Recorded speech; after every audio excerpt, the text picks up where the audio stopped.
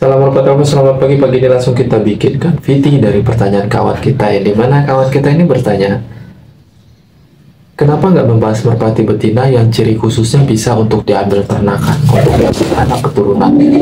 Ini penting karena menurut dia banyak di channel lain selalu membahas merpati jantan, termasuk channel saya.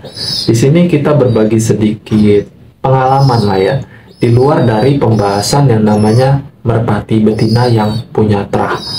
Karena percuma ya, kalau merpati terah betina itu jelas, kalau fenotipnya nggak jelas itu percuma. Karena apa? Karena akan buruk untuk anak keturunan berikutnya. Apalagi merpati betina itu nggak bisa dites. Meskipun dia terah, dia nggak bisa dites, nggak kayak merpati jantan. Dan semoga bermanfaat curhatan kita pagi ini.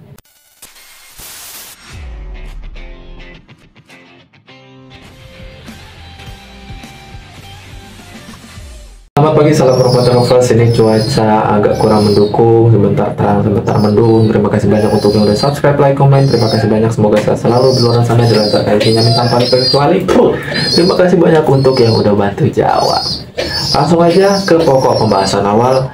Jadi mana kawan kita selalu bertanya, ini menurut saya pertanyaannya penting. Yang lain penting, tapi ini penting untuk kita semua. Makanya cepat-cepat dijawab. Harusnya kemarin, karena sibuk edit film, ya udah hari ini.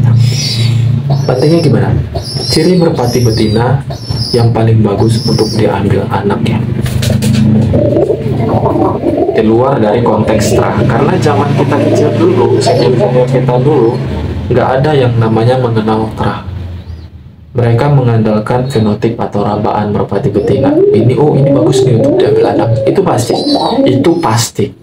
Cuma nggak tahu kalau untuk yang sekarang cuma main burung taunya terah, mereka mungkin nggak tahu zaman dulu gimana caranya main burung, susahnya main burung nggak tahu.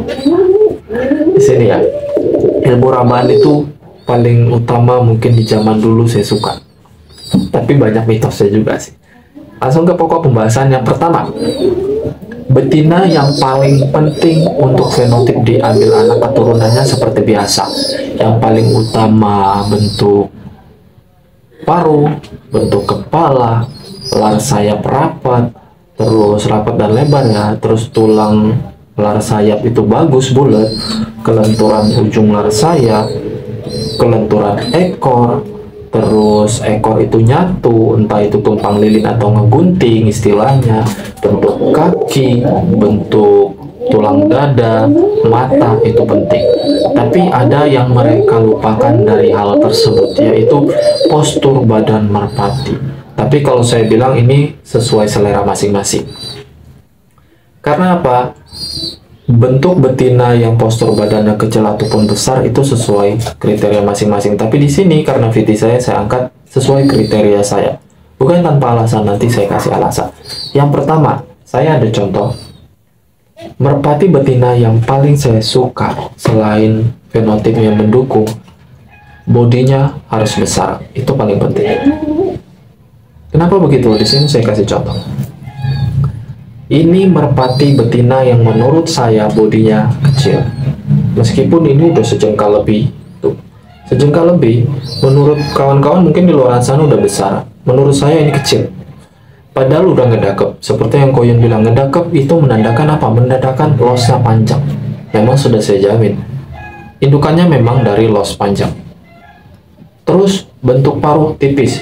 Saya memang paling maniak yang namanya paruh betina harus tipis. Harus tipis banget, itu saya.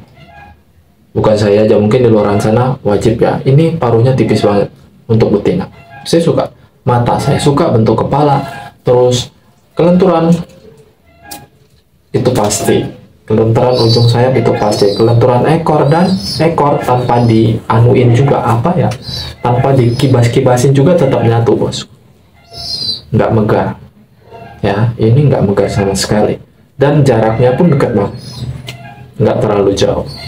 Dan untuk sekedar fenotip saya mendukung ini, tapi saya nggak mendukung kalau untuk diambil anaknya. Karena apa? Jenis merpati yang bodinya kayak gini saya nggak suka. Saya lebih suka bodi besar. Karena di sini saya kasih penjelasan. Merpati betina yang bodinya kecil, untuk anak keturunannya nanti itu bakalan tambah kecil ukuran bodinya. Percaya nggak percaya, buktiin. Semakin diambil anak keturunannya nanti semakin kecil. Tapi kalau hasil breeding A1 misalkan ya, F1 lah kita bilang, itu bodinya besar-besar. Tapi kalau semakin kita breeding untuk anak keturunannya, itulah kenapa bodinya semakin kecil. Itu yang selalu saya saya nggak suka gitu loh. Jantannya bagus, betinanya bagus, anaknya pun bagus, ini bagus. Tapi untuk fenotip yang lain bagus, kecuali fenotip ukuran body. Saya nggak suka. Saya lebih suka ke ukuran body sedang sampai besar. Itu bisa menunjang kinerja merpati yang lebih baik lagi daripada kinerja merpati yang bodinya kecil. Bukannya nggak ada, body kecil itu ada yang bagus, tapi nggak terlalu banyak. Oke. Bahkan ukuran nasional itu rata-rata bodinya sedang sampai besar. Itu yang paling utama. Jadi untuk ciri-ciri khusus sama.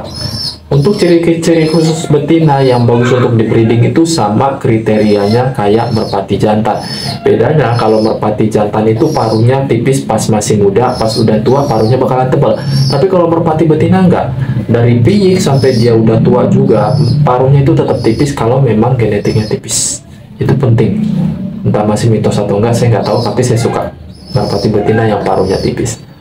Jadi singkat aja di sini kita simpulkan untuk kawan kita ini, cari merpati betina yang fenotipnya layaknya seperti merpati jantan, seperti keunggulan dari paruh, mata, bentuk kepala, tulang dada, bentuk sumpit atau capit udang, terus lar sayap seperti yang saya kasih tahu tadi. Kalau body ya itu sih urusan masing-masing, tapi kalau mau ngikutin cara saya, cari body yang besar.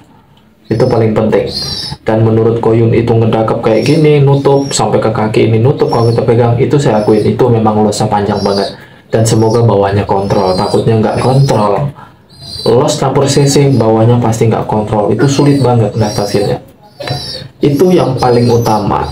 Jadi untuk kawan kita ini jangan menyerah. Kalau memang mau nyoba, silahkan coba. Tapi diusahakan bodinya kalau bisa untuk betina yang sedang sampai besar.